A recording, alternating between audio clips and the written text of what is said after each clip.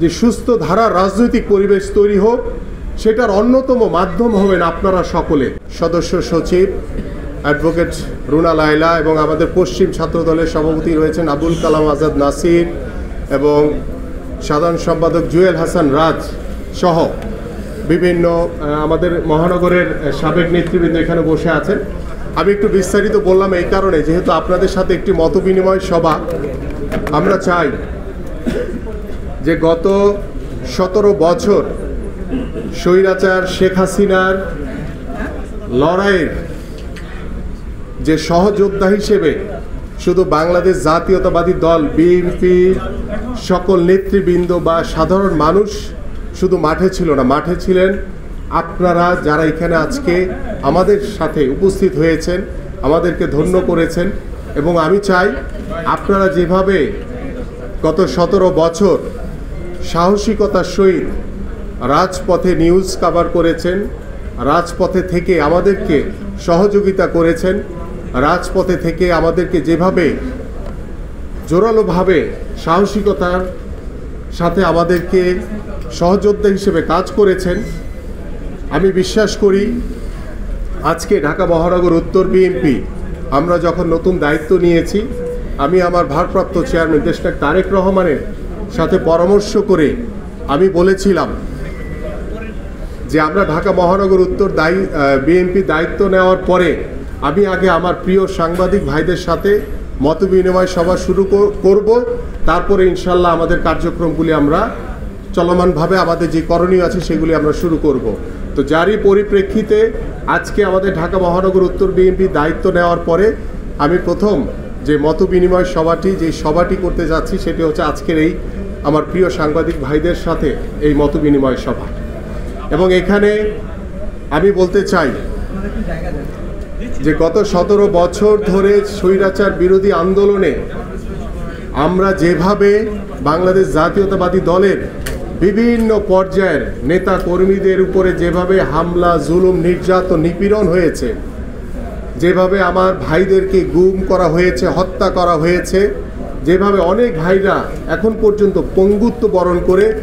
বাসায় দুঃসহ জীবনযাপন করছে, এবং সেই পথ চলাতে আপনাদের প্রতিদিনের যে সহযোগিতা, প্রতিদিনের যে আন্তরিকতা আমাদের সাথে ছিল সেটি কখনোই ভুলার নয়। এবং আমি চাই যে আপনাদের সাথে আজকের যে মতবিনিময় সভা সেটা শুধু আজকের এই সভার মাধ্যমেই শেষ হবে না। আমি চাই যে আপনাদের মাঝে আজকের যে উপস্থিতি এটা হচ্ছে আন্তরিকতা, আপনাদের সাথে কিভাবে আরও বন্ডিংটা বাড়ানো যায়, কিভাবে আমরা বাংলাদেশের মানুষের কাছে সঠিক তথ্যগুলো উপস্থাপন করতে পারি। আপনারা জানেন যে গত 17 বছর ধরে এই স্বৈরাচার শেখ হাসিনার সরকার যেভাবে প্রশাসন বলেন, রাষ্ট্রীয় যন্ত্র বলেন এবং আপনাদের উপরও যেভাবে প্রভাব বিস্তার করে স্বৈরাচারী কায়দায় কি নিউজ প্রকাশ করতে হবে, কি করতে হবে না, সেটা আপনাদেরকে বলে দেওয়া হয়েছিল। এবং আপনারা জানেন যে একজন মসজিদের যে ইমাম যিনি দোয়া পড়ান তাকেও নির্ধারণ করে দেওয়া হয়েছিল যে আপনি কি দোয়া পড়বেন, কি পড়বেন না। তো এই ফ্যাসিস্ট সরকারের যে পতনের যে আন্দোলনের যে লড়াই, আমাদের বিএনপির ভারপ্রাপ্ত চেয়ারম্যান দেশনায়ক তারেক রহমানের নেতৃত্বে আমরা গত 17 বছর ধরে আন্দোলন করেছি। আপনারা জানেন যে আমাদের 60 লক্ষ নেতা কর্মীদের নামে মিথ্যা মামলা দেওয়া হয়েছে, গায়েবী মামলা দেওয়া হয়েছে। আমাদের প্রায় 700-র উপরে নেতাকর্মীদেরকে গুম করা হয়েছে, কয়েক হাজার নেতাকর্মীদেরকে হত্যা করা হয়েছে। এবং তারই ধারাবাহিকতায় গত জুলাই আগস্টে আমাদের ছাত্র এবং জনতার যে গণঅভ্যুত্থান হয়েছে, সেই গণঅভ্যুত্থানে বাংলাদেশ নতুনভাবে স্বাধীন হয়েছে, বাংলাদেশ স্বৈরাচার মুক্ত হয়েছে। এবং সেই স্বাধীন বাংলাদেশে, সেই স্বৈরাচার মুক্ত বাংলাদেশে আমরা দৃঢ়ভাবে বলতে চাই যে আপনারা যারা সাংবাদিকতার সাথে জড়িত আছেন, যারা প্রিন্ট মিডিয়া, ইলেকট্রনিক্স মিডিয়া কিংবা অনলাইন বা বিভিন্ন মিডিয়ার সাথে জড়িত আছেন, আমরা এই স্বাধীন বাংলাদেশে আমরা আশা করি যে আপনাদের স্বাধীন যে মতামত আপনাদের যে স্বাধীনভাবে যে সত্য বস্তুনিষ্ঠ তথ্য যখন আপনারা জাতির সামনে উপস্থাপন করবেন, আপনাদেরকে ভবিষ্যতে আর কখনোই কোনো মামলা হামলার বা জুলুমের শিকার হতে হবে না। আমরা চাই